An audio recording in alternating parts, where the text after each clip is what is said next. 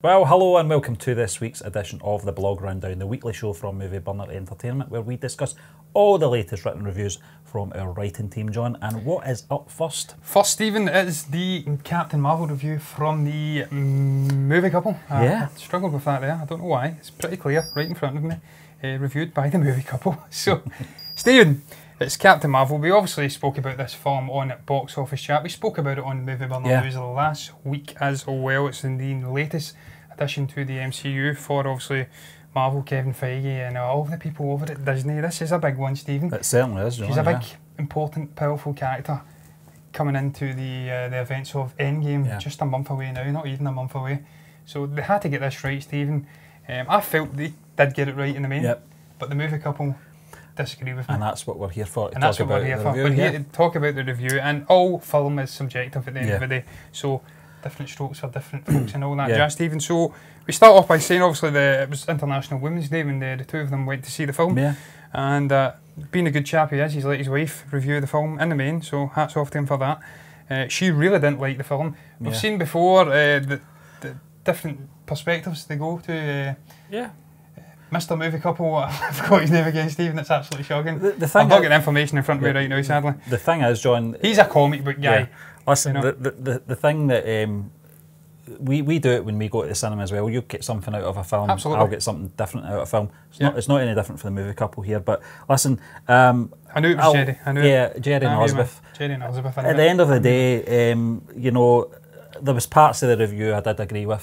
Certain parts, some of the chemistry, some of the jokes were a little bit forced. Yeah, the jokes were definitely the cat. So I got that. Parts that I didn't agree with was probably the comparisons with the Aquaman characters. I felt that was, but that's just that was tongue in cheek. That's tongue in cheek, and it's a personal thing as well. What you got out of that movie, but we're not here to talk about Aquaman. No, Elizabeth was basically saying in the review that she thought there was zero chemistry between obviously Samuel L. Jackson's Nick Fury character and obviously Carol Danvers played by Brie Larson, and she says that it was that bad that the relationship between, I think it's Mira and obviously Arthur Curry and Aquaman was almost better. There was more chemistry there, but she wrote in the review for Aquaman that there was zero chemistry in that film. So tongue in cheek, they're basically saying it's that bad. I thought this was terrible until I seen this, and this is even worse. I can semi-get on board with that. I didn't feel there was a great deal of chemistry between the two characters, but then again, I didn't feel like there had to be that much chemistry between the two characters. Who weren't a kind of an on-off romantic sort of a couple, the way that Arthur and obviously Mira were, or Aquaman and Mira were in that film. She's crashed to Earth, and he sort of teams up with her to try and see off the threat of the Kree, I believe it is. I'm pretty sure it's a Skrull. I do this all the time. I get them mixed up, the Skrull threat. So he's obviously... I don't know if he's... I don't think it is. I think it is S.H.I.E.L.D. It's the early formation of S.H.I.E.L.D. Him and obviously Coulson, Agent Coulson. So he's kind of trying to bring her in to find out what she's up to. You know, she's from a different place entirely, perhaps alien or something. He doesn't know all about her at the start. So he's sizing her up. And then they go off on this journey to try and uncover the truth about her past and the Skrull invasion or infestation. So I've never really felt like it had to have that sort of a chemistry. I mean, you always need a degree of chemistry if you've got two sizable roles in there. But I didn't feel it was that necessary in this film. It didn't grate on me that much. It didn't grate on me either, John. It wasn't as bad as you know, some people have said it, and not just the movie couple. A few people I've read have said the same thing. I'll be honest. When I was getting into this, it's going to be a terrible comparison. But I thought the sort of chemistry between these two characters was going to be very similar to Die Hard with a Vengeance. I don't know why, apart from Samuel L. Jackson being the connection. I thought the whole the comedy element of it, you know, in a terrible situation, was going to play a part in this. Well, Stephen, you're absolutely right, because that was round about the same time, wasn't it? That was when Samuel was about that age, so it would have worked. That's just my assumption. Look, man, he definitely brought those vibes. He brought the youthful version of Nick Fury to life. With all the mannerisms and I expected that. Just the chemistry obviously wasn't the same. But that's another story. The other thing that I can see where Jerry's coming into this film, and it's probably his mistake as well, getting into it, was the comparisons to the, I don't like to say lesser known Marvel characters, but it certainly describes them in this sense with the likes of Ant-Man and Doctor Strange and you know, these characters. the ones that aren't really at the forefront of your average cinema goer that's not really educated in comic books. If I was to get in from that angle, I probably would have experienced the same sort of vibes I was getting from the Captain Marvel character and the film as a whole. But thankfully I didn't. I went into this not with a lot of expectations other than this is the film that's going to really take place, or the film in real time is going to take place before Endgame.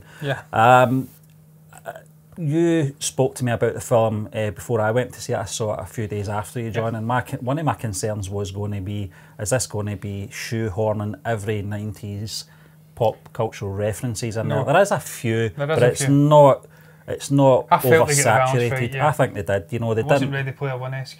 I was just about to say that. You know, it's like, Jesus Christ, they're stonewashed jeans. And that was due to the fact the first proper trailer we got was that opening shot with the Blockbuster video, and I thought, oh, here we go. You know, but thankfully it wasn't that bad. Yeah, but they had the payphones and stuff like that. They're just a dying thing now. In fact, they're dead. But that was all part of our technology at the time. It was, so. But look, they didn't really like Brie Larson's performance either, and I mean, they says it was kind of a wooden, almost Daisy Ridley-esque in the episode 8. I'm not, they didn't say that, I'm putting that in the mouth. She got absolutely destroyed for her performance, Stephen, in that film. I was initially blind to it, but in subsequent viewings I opened up my eyes to the force is strong. We have to go and save I know what one. It's like the force is with Kylo. We have to leave now and destroy the First Order. Something that was just woodenly delivered though. So they don't really like Brie Larson in this. Stephen, what was your thoughts on Brie Larson in the film? Did you enjoy her? I have to say, I thought she was okay. She's not the Room-esque Oscar-winning performance. She's a terrific actor. She is a terrific actor, no doubt about it. They do say that a good, a tradesman can only work with the tools he's given, or she's given in this case. But listen, I didn't really have any big issues with any of the acting in this film at all. I don't know what it was. What did you make of the cat? It didn't really take me out of the movie at all. A lot of people found it a bit overbearing at times, but it didn't really. I know you did, John, but it didn't. I think maybe because I was prepared for it better because you told me about it, you know. So I was a bit conditioned to it by the time I went to the theatre. But it didn't really take me out of it. I got its purpose, the humour in there as well. But it didn't really bother me much, apart from the eye thing with Nick Fury. That kind of was a bit lame. Yeah, but look, I do agree with them when they say the humour's not quite on the usual level for an MCU film, Stephen. That wasn't quite at the level I became accustomed to seeing. Purely, I think perhaps because... If you're comparing it to Ant-Man or something like that, no. I think that's what I was about to say, Stephen, just purely because of the films that have come out in the last year or so. Ant-Man and the Wasp, very funny film, just about its nature. Paul Rudd's a very funny guy. So when you're utilising him, you've got Michael Pena. And also the guy, the schizophrenic guy from The Dark Knight, plays one of those guys as well. He's a brilliant actor, he's a great guy as well. That group and him obviously work off each other perfectly. They're very funny too. So when you've got that, then you've got Thor Ragnarok with Taika Waititi's special blend of humour. And then you even have moments in Infinity War which are very, very funny. Guardians of the Galaxy as well. Guardians of the Galaxy Volume 2. It's hard to come off the back of that and really try and compete when you've grown accustomed to a certain level of humour.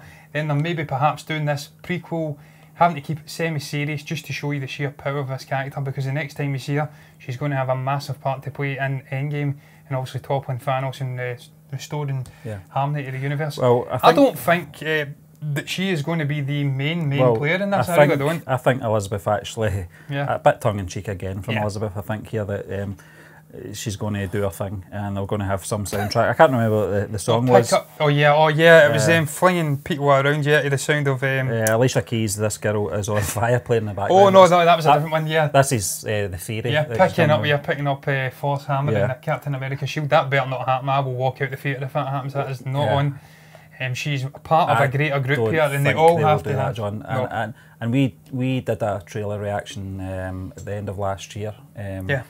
And we were talking about it from, I think it was Endgame's first teaser or something, I think, was it? I can't remember. Could have been, could have been. And we were talking about Captain Marvel. I think she will be up there with Iron Man, sort of leading the team.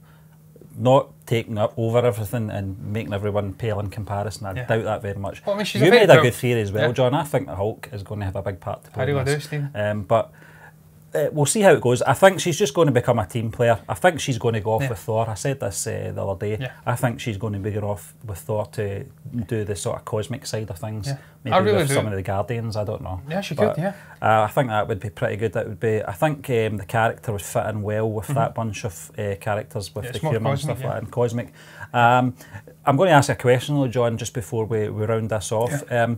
In regards to Captain Marvel, as part of the collection of these MCU films that we've seen over the last 11 years or so, where do you slot it into, you know, from best to worst for you? Where would you put it in between? It's a very tough one, Stephen. I did say last week, during Movie Burner News, that I didn't have it in my top 10. And I still stand by that. It's not in my top 10. That's not doing it down. There's been some brilliant films in the MCU over the last 10 years. I think it's a good film. I enjoyed it for the most part. For the performances and everything, the visual, just the nostalgic 90s feel. I'm a 90s growing up person, so I loved that. I've got a great affinity with that decade. So I liked it, and I really enjoyed Ben Mendelsohn's performance as a villain. He totally blew that bloody terrible Robin Hood, Sheriff of Nottingham villain away. Let us forget it. This is what the guy does. He done it in Ready Player One. He can play a villain. I digress. I'm getting sidetracked off into a tangent again, Stephen. I would have it out with the top 10. I can't really mark it down in any specific number. Listen, I've got Captain Marvel trilogy ahead of it right away. Infinity War's ahead of it. The original Avengers Assemble's ahead of it. The 2 Ant-Man films are ahead of it. Thor Ragnarok's ahead of it. The original Thor's ahead of it. Right, listen, I'll give you an example where I put it. It's not as good as Black Panther, but it's slightly better than Thor, so it's sandwiched in between those 2 films. Yeah, so right up there. So where would you have it in the top 10, Stephen? Probably tail end of the 10. Top 10. Yeah. It doesn't even make my top 10, but it's still good. It's still a good film. I still enjoyed it. Yeah. Just that there's other films there which are better for me. But look, man, final thing I'll say on it, Stephen, you're absolutely right about that Hulk theory. I think the Hulk will definitely have the biggest part to play in this film. He was embarrassed by Thanos at the start of Infinity War.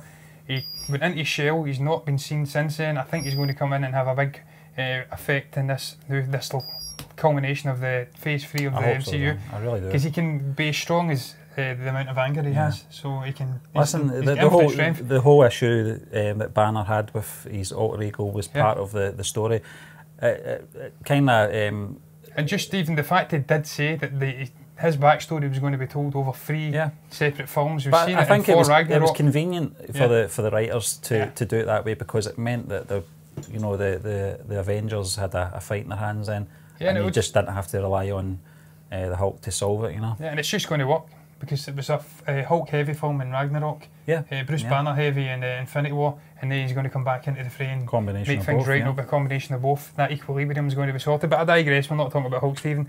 We're talking about Captain Marvel. I enjoyed it, but it's horses for courses. Everybody is going to have a different opinion. It's all subjective, and that's the beauty of film and all art in general, Stephen. But I digress. I shall move on to the next film in this week's blog rundown. It is The Hole in the Ground. This one was written the review that is by Philip Henry. Obviously he is from Ireland, Northern Ireland himself, so it's close to his heart. It's an Irish film directed by Lee Cronin, written by Lee Cronin, Stephen Shields, and it stars Shianna, I want to say, Kerslake, James Quinn Markey and James Cosmos, or Cosmo, I keep saying Cosmos, we're very own. James, Scottish. Yeah, James. I say James as if I know him. I mean James Cosmos. Yeah, James is a great actor, Stephen.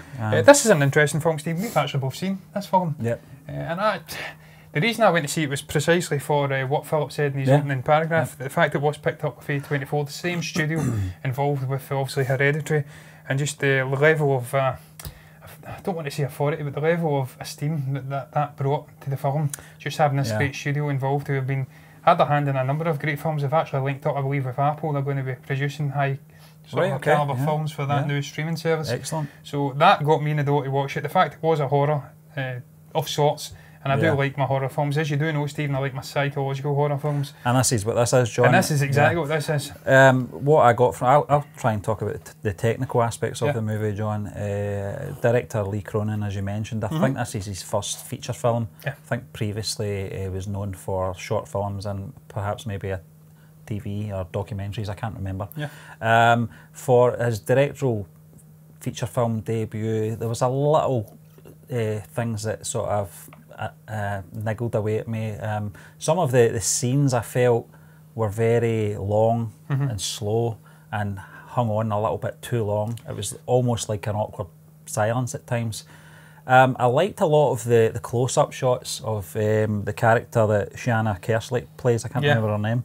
A lot of her facial expressions. I think that was deliberate because you and I both got from this film that it was going to be psychological from her angle, and I felt those close-up shots sort of married up to that theory.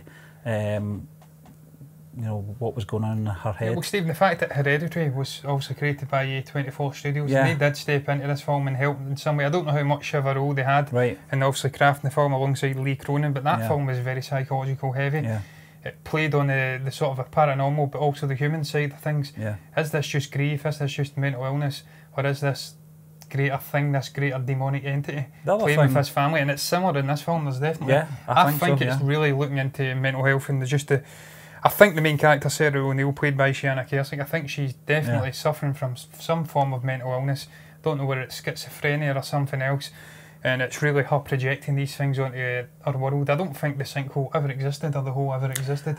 I don't believe her son ever had anything. Look, this is just my opinion. There could be multiple takes for this film. That's just the beauty of art again in cinema. It's all subjective. But I don't think the son ever had anything. I don't think he was replaced like it was kind of a try to hit you over the head with. I think it was, the film does mention about Allegri and stuff like that, double meanings and subtle undertones. And I think they're definitely playing that with this one. I think there's definitely a different meaning going on. Well, that's the beauty of a horror film. You can do those type of things, John. You can play with the audience. They're the best. The other thing I liked was the cinematography. It's something, you know, our US counterparts will probably maybe not get this, but we don't have a lot of money invested, and not as much as we would like, in film here in the UK and in Ireland. So when we do get to make films, not us, but filmmakers in this country, they are always on a very tight budget. I can't remember the one we were talking about the other day had £60 million budget, which was quite a big budget. I can't remember, but the point I'm trying to make, John, is this film didn't feel like a low budget film, and I think maybe because of the genre, you don't have to have the film all singing and dancing. If a film is written correctly, a horror film that is, then you don't really need a lot other than, you know, a good script, good acting, and your location as well. And I felt the location in this one played a big part of it. Some of the cinematography was very eerie. I thought the visuals for the actual hole in the ground was very impressive as well. They utilised the wood setting very well too, Stephen. I think if you can get that wood setting nailed, it adds so much to like a claustrophobic sort of a feel going on in the film. We've seen it in The Witch and things like that. It's a tried and tested sort of a setting for a horror film. We've seen it with A Quiet Place as well. That's right, penned in to this sort of a farm land with the woods surrounding them. So if you can nail that, it really can work. I do agree with certain things that Phil says. Also, he does think it disappears up its own Allegri, he says, and I kind of agree with that. It gets a little bit convoluted at times, and perhaps a little bit too convoluted. They do start going overboard, but I do think it's purely because they were trying to hit home this double meaning. They were superficially showing you that it could be the kid that's been replaced with this ominous hole. Something's going on here. It might be alien, it might be demonic, it might be some superstitious sort of thing going on. But whilst underneath they're doing this mental health thing, this illness with the main character, Sarah O'Neill. I think at times it did become over convoluted, but I think it was perhaps necessary, Stephen, to make the film, because it definitely had this double meaning going on. I definitely took the mental health thing from it.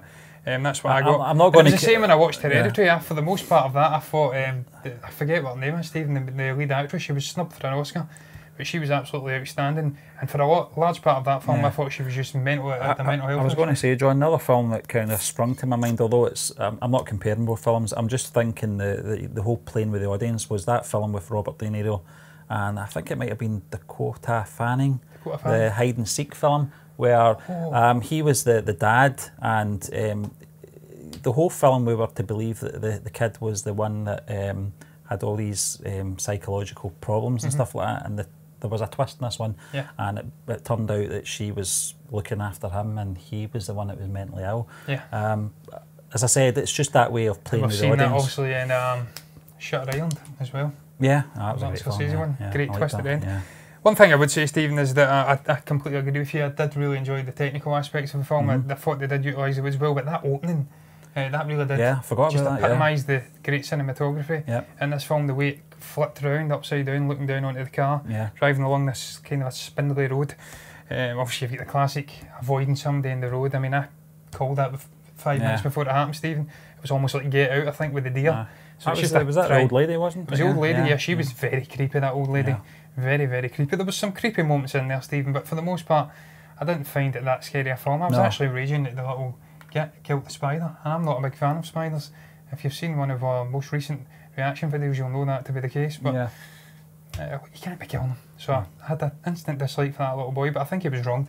I don't think he had been replaced. I don't think he had been possessed. I think his mother was just a very ill person, and she was projecting reality onto her surroundings. But it was cool. I mean, I enjoyed it, Stephen. I'll always like to support these British films, because it's great to give these people your hard-earned cash, Stephen, and really support the independent. I don't want to say independent, because if A24, well, A24 is kind of an independent studio, so I like to support these smaller films.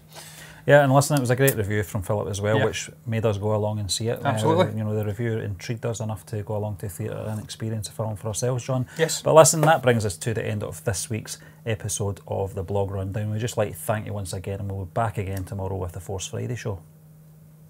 If you're liking this video, then why not check out our other content on our channel? Every Tuesday we break down the top 10 films in the UK on Box Office Chat. Every Wednesday we discuss the latest entertainment news on Movie Burner News. Every Thursday we chat about the latest movie reviews from our writing team on the Blog Rundown, and we wrap up the week and get ready for the weekend with the Force Friday show, where we discuss the latest news in the world of Star Wars. If you're liking the content we are putting out, then do subscribe to our channel by hitting that subscribe button and click the bell to receive alerts.